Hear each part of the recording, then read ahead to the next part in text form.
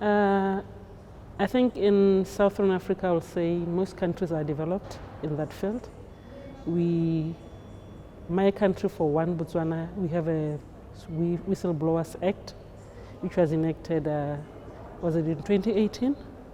And it's now being used. Though some of the clauses are not so favorable, but at least we have an instrument in place that we are using.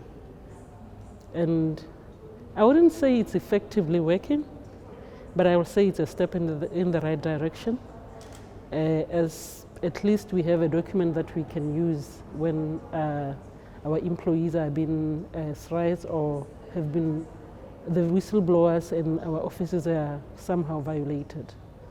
Though the Act itself doesn't cover them 100%, I still think and believe that it needs some more improvement on it.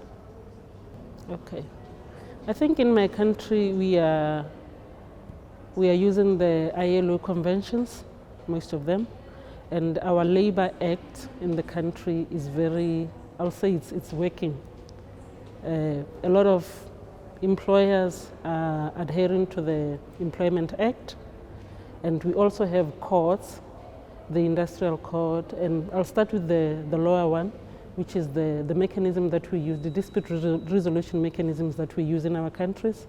That is the starting point where an employee and employer have grievances. That is where we start to try to mitigate and see if we can resolve the issue before it escalates to the level of maybe the labor court, which is the mediation and arbitration part, which is mostly handled by the Ministry of Labor and Home Affairs in our country, whereby if at the mediation you are not in agreement, you have the right to go for arbitration, and mostly the arbitration findings are final, unless you want to take your case to the higher level, which is the industrial court.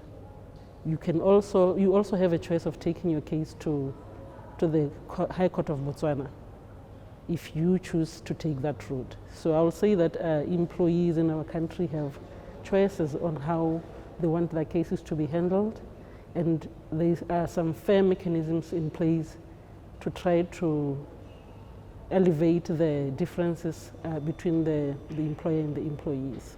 My observation in this meeting is that a lot of references were made to the European countries, but in Southern Africa, we are way developed in the whistleblowing part, because most of the countries have their acts and they're implementing them at this point.